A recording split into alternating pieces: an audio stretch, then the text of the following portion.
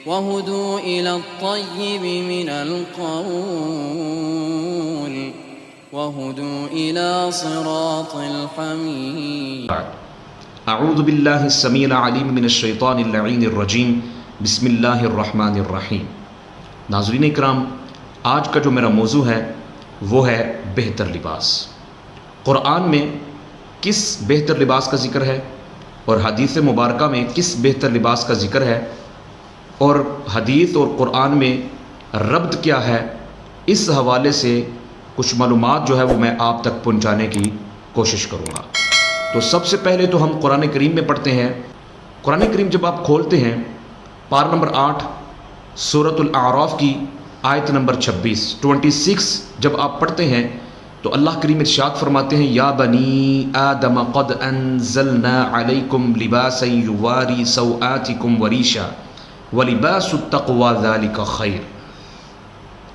خیر لباس کے حوالے سے جو قرآن میں ذکر ہوا ہے، یعنی وہ لباس جس کے ساتھ خیر کا لفظ ذکر کیا گیا ہے، بہتر لباس، تو قرآن میں جو بہتر لباس کا ذکر ہوا ہے وہ ہے تقوی کا لباس. صلی اللہ تعالی علیہ وآلہ وسلم نے ارشاد فرمایا سفید لباس پہنو کہ بلا شبہ یہ بہت پاک ہے اور اچھا ہے. اب قرآن کریم میں لباس کے حوالے سے جو خیر کا ذکر کیا گیا ہے کہ بہتر لباس کون سا ہے، تو وہ ہے تقوی. یعنی خیر کا جو لباس کے ساتھ ذکر ہوا ہے وہ تقوی ہے. وَلِبَاسُ التَّقْوَى ذَلِكَ خَيْرٌ، اور تقوی کا لباس یہ بہتر ہے.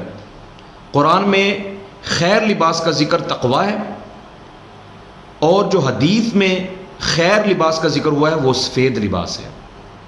اب ان دونوں میں ربط کیسے پیدا ہوگا، یہ آپ نے جاننا ہے کہ اس میں ربط کیسے ہے. یہ ربط اس حوالے سے ہے کہ حدیث میں جس لباس کا ذکر ہوا ہے وہ جسمانی لباس کا ذکر ہوا ہے کہ جسمانی صحت کے حوالے سے جو بہترین لباس ہے لباسوں میں وہ سفید لباس ہے.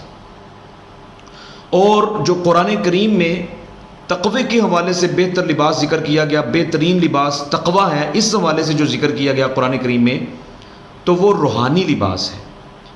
اب ربط یہ ہو گیا کہ روحانی اعتبار سے جو بہترین لباس ہے وہ تقوی ہے، اور جسمانی صحت کے حوالے سے جو بہترین لباس ہے وہ سفید لباس ہے. اب یہ تو آپ نے جان لیا. اسی کے انگلش کا جس طرح مقولہ ہے کہ dress and address indicate the personality, لباس اور پتہ شخصیت کو ظاہر کرتا ہے. اس سے معلوم ہوا کہ لباس کا شخصیت پر بہت اثر پڑتا ہے اور خوبصورتی میں بھی اس کا بہت عمل دخل ہے. جس طرح پنجابی کیا جاتا ہے نا کہ صحت خوراکاں تے حسن پوشاکاں، تو اسی کے ساتھ عربی میں بھی یوں کہا جاتا ہے کہ الناس باللباس. ان ساری چیزوں سے یہ معلوم ہوا کہ حضور صلی اللہ علیہ وآلہ وسلم نے سفید لباس کو خیر، اطیب اور اطہر کہا. یعنی تمہارے لیے جو سفید لباس ہے وہ بہت بہتر ہے، عمدہ ہے اور پاکیزہ ہے. تو یہ تو تھا قرآن اور حدیث کے اعتبار سے خیر لباس کا آپس میں ربط. اب آپ جان تو گئے ہیں کہ قرآن میں خیر لباس کا جو ذکر ہے وہ تقوی ہے، اور حدیث میں جو خیر لباس کا ذکر ہے وہ سفید لباس ہے. یعنی اگر تم روحانی اعتبار سے بہتر لباس چاہتے ہو تو وہ تقوی ہے، تقوی کا لباس اختیار کر لو. اور اگر جسمانی اعتبار سے تم اپنی صحت چاہتے ہو، اچھائی چاہتے ہو، تو وہ تمہارے لیے بہتر لباس کیا ہے، سفید لباس ہے. اب سائنسی نقطۂ نظر سے کچھ معلومات جو ہے وہ میں آپ کو بتاؤں گا. کروموپیتھی ماہرین کے مطابق سفید رنگ ہی واحد ایک ایسا رنگ ہے جو موسمی تغیرات کا مقابلہ کر سکتا ہے. اور اس سبجیکٹ کے ماہرین کا اس بات پر اتفاق ہے کہ سفید لباس جو ہے یہ کینسر سے بچاؤ کا ذریعہ ہے. اور جو لوگ سفید لباس استعمال کرتے ہیں وہ سکن ڈیسائسز یعنی جلد کی بیماریوں سے بھی محفوظ رہتے ہیں. ناظرین کرام، اسی کے ساتھ میں کچھ مثالیں آپ کے سامنے رکھتا ہوں کہ سفید لباس سائنسی اعتبار سے جسم کی صحت کے حوالے سے کتنا مفید ہے.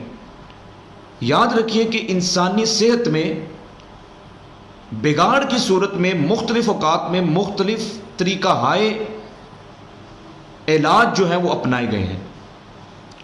اس کی ایک دو مثال میں آپ کے سامنے رکھتا ہوں، جس طرح کہ ڈاکٹر لوہی کونی جرمنی کا ایک مشہور معالج گزرا ہے، جو کہ پانی سے علاج کا بانی ہے، یعنی ہائیڈرو تھراپی، علاج بذریعہ آپ اس نے ایجاد کیا۔ اس نے اپنے تمام تجربات کے اندر سفید رنگ کو ہی فوقیت دی ہے، یعنی سفید لباس اس لحاظ سے بھی بہتر ہے کہ جو سورج کی شعاعیں جب زمین پر پڑتی ہیں، یعنی ہمارے اوپر جس طرح انسانوں پر پڑتی ہیں جسم کے اوپر، تو سورج کی شعاعیں جو ہیں جب وہ پڑتی ہیں تو سفید لباس جو ہے وہ سورج کی شعاؤں کو پوری طور پر جذب نہیں کرتا،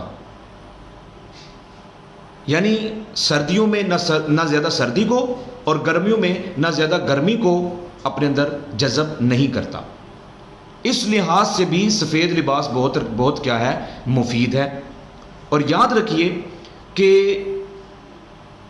جو جلد کی بیماریاں ہیں، بعض اوقات وہ سورج کی بالائیں بنفشی شعاؤں کی وجہ سے بیماری ہوتی ہے، لیکن سفید لباس کی یہ خاصیت ہے کہ وہ ان شعاؤں کو روکتا ہے اور اپنے اندر ابزرو نہیں کرتا۔